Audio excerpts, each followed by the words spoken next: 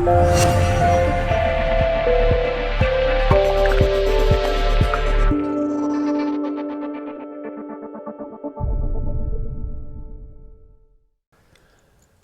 right, Cancers, let's see what's going on with you. Got Jupiter, Pluto, Saturn, another explosion bomb. Did they get that? I don't remember. I forgot who got that last week. Six of Swords. It's time to move on to the new waters. New location. Bomb's gone off. If you know, I'm on YouTube, so it's like, why do you think we have high vibe? If Hiroshima event were to happen, what's the first thing you do? Is you get the hell out of there to a better place. That's the Six of Swords.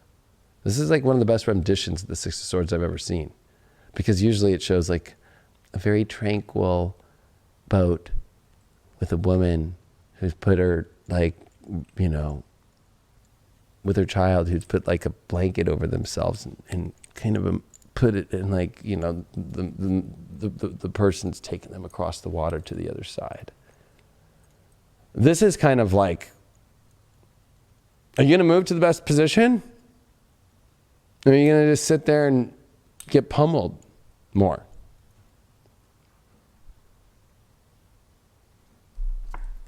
Your challenge is the Queen of Swords upright. Not knowing, I think the challenge is that you think that you understand everything, although it's not showing up that way. The universe is telling you to go a different direction, but you're like, no, I already know the direction I'm going. The universe is showing a different direction. If a Hiroshima event were to happen in life, right? Maybe you thought going in the bathtub was better, but what if that bathtub was gone? Like, you know, like, you have to go somewhere else. I'm just going to wrap some tinfoil on my head and call it a day. Or like in Indiana Jones 4, he goes into a refrigerator. Oh, yeah. You remember that? Yeah. I wouldn't recommend that for today. They're not the same. Those are old cast iron, like, you know, fridges and shit. Yeah, just hide it under your table and it'll be okay. Not a lot of clarity here that you think that you have. Overconfidence and clarity, which is not true. Or creating the idea and the story that you have control of the narrative in your head and the facts when you don't. Wow, your overall is the part of fortune upright.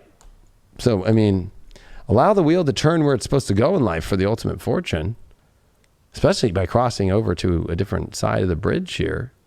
But that's the issue, is that you think you know how to do that, but you don't. The shadow of that is because you're calling the storm. You want to just keep calling the storm out. Let me just call this craziness out by continuing to stay in the storm, because I think I know how to handle the storm.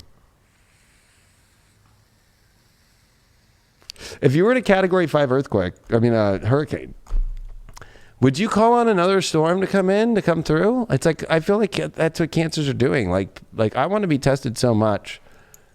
How far does that test go? Ironically, that's like a test. And then they used to put those, in the 50s and 60s, they used to put those families in those cities and with dummies, right? And then they would like see how they reacted to the explosion. Are you in that position? Are you a test dummy?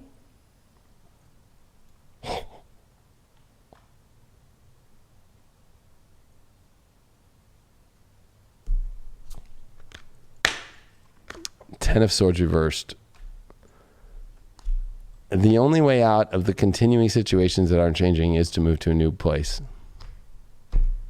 Move in a new direction. Move to a better side. I mean, it's more than a new direction. It's like literally like a migration. That's hard for Cancers right now. I said, you know, in this week's horoscopes, you can watch on High Vibe for Cancers this week. It's like, is reputation or trying to defend a reputation and more of a public image in relationships more important than the relationship itself? Or undue responsibilities and emotions that are required in order for you to stay in something? Why'd you get this part of fortune? That's what I'm interested in. No, you pulled the Lovers reversed. Ooh. The fortune is through reassessment of the love situations itself, and definitely ones that continuing on patterns that aren't stopping, that aren't finally finishing.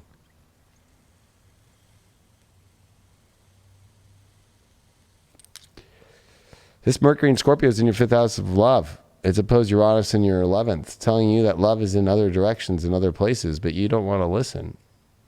This is bringing up the stuff from 2018 in November, in October and November, that said the same thing, but it was like glossed over. Now it's not being glossed over. Well, you got to choose yourself. First house, the body, right? The whole entire definition of your life and your life path and your life destiny and your soul. The definition of that. What you also really want. Do you really want a storm to be called because you think that you know how to handle it? I don't think that you do.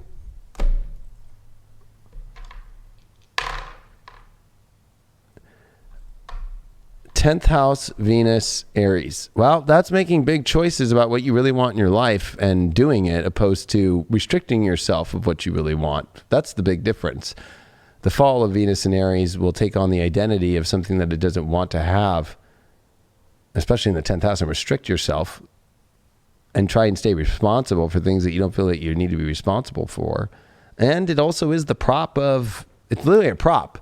Venus in Aries, I call it the blow up doll in the zodiac, or a better way to put it would be the, you know, like here on sets, right? You know, like it looks like this great set and everything, but really it's the facade, right? Like it's like, this is just a bunch of plywood and shit. You know what I mean? Like it's not a real like house we're in or something, you know? It's like when you go to Universal Studios and you actually see like the cities look like cities, but behind them there's no stores, there's no rooms. It's just the facade that's up. You have to face the facades this week. And it's certain, you know, about blowing up maybe like a certain aspect of the relationship, maybe blowing up a certain aspect of yourself, you know, that you've been needing to change that you might not been facing, you know, and that could be creating hardship in your relationship, you know, or vice versa. It could be your partner that's not willing to change. You know, that's something you have to that's something you have to kind of figure out, you know, is it an aspect of you that needs to adapt to them or vice versa? And is it even worth your time? You know, there is obviously something that needs to be addressed within that relationship, you know, or addressed within yourself, because again, that goes hand in hand. The relationship with yourself is going to be the output of that relationship with your partner, you know, so maybe it is facing your own demons.